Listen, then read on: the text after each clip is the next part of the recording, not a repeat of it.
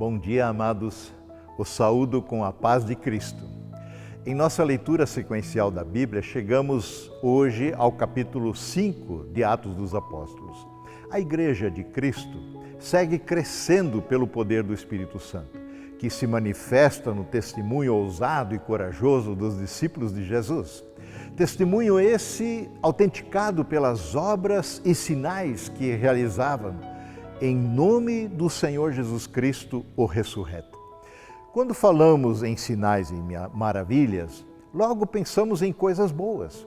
Os discípulos, agora cheios do Espírito Santo, ousavam se expor publicamente, como a pregação de Pedro no dia de Pentecostes, quando cerca de 3.000 pessoas renderam suas vidas a Jesus.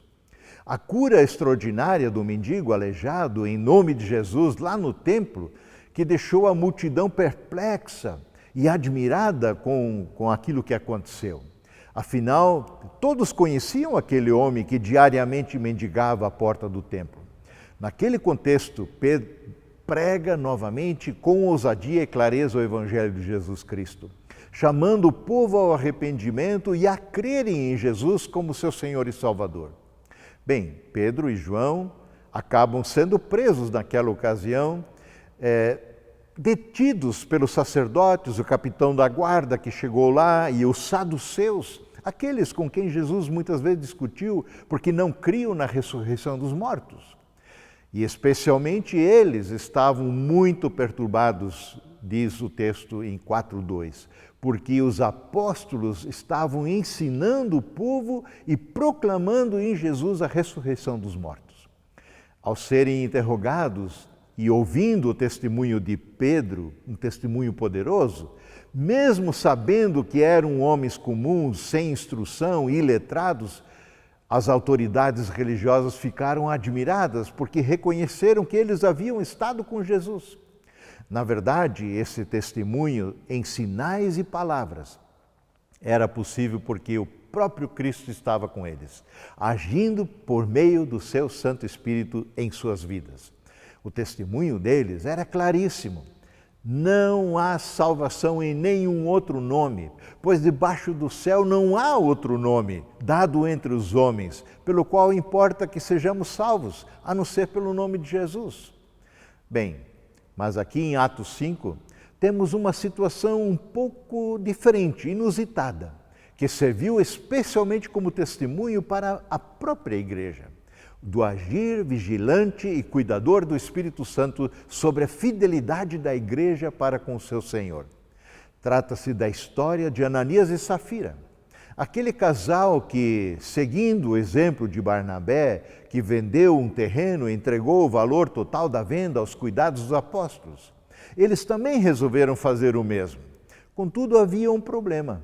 Eles entregaram parte do valor da venda, mas deixaram a comunidade pensando que era o valor total, como fizera Barnabé.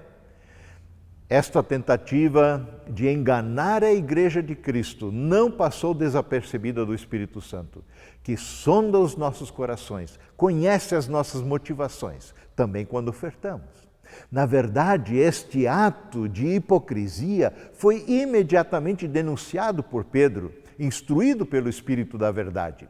E Pedro perguntou a Ananias, verso 3, Ananias, como você permitiu que Satanás enchesse o seu coração a ponto de você mentir ao Espírito Santo e guardar para si uma parte do dinheiro que recebeu pela venda da propriedade? Vejam que Ananias e Safira não estavam apenas tentando enganar a igreja, a comunidade reunida.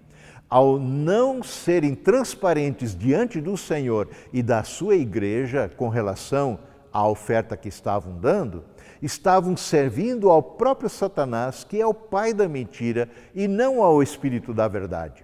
A questão não era a quantidade a ser ofertada. Vejam o argumento de Pedro na sequência, verso 4 e seguintes. A propriedade não lhe pertencia, Ananias?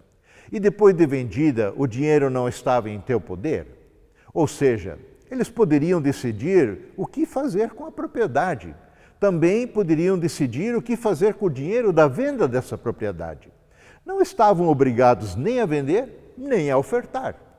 No verso 4, e Pedro segue perguntando então: o que o levou a pensar em fazer tal coisa? Isto é, levar a comunidade a pensar que estavam dando tudo quando na verdade estavam dando só uma parte? E Pedro concluiu: você não mentiu aos homens, mas sim a Deus. A consequência deste ato de mentir ao Espírito Santo foi a morte imediata do casal. Ambos caíram lá mortos diante dos irmãos. E Lucas concluiu no verso 11, dizendo: e grande temor apoderou-se de toda a igreja e de todos que ouviram falar desses acontecimentos. É fundamental também em nós tal temor do Senhor, que Ele é completamente devido. Seja cultivado esse temor também em nossos corações. De Deus não se zomba. E lembre-se disso, o temor do Senhor é o princípio da sabedoria, nos torna sábios para que andamos nos seus propósitos, transparentes diante dele, com o coração limpo em santificação. Que Deus nos ajude nisso. Amém.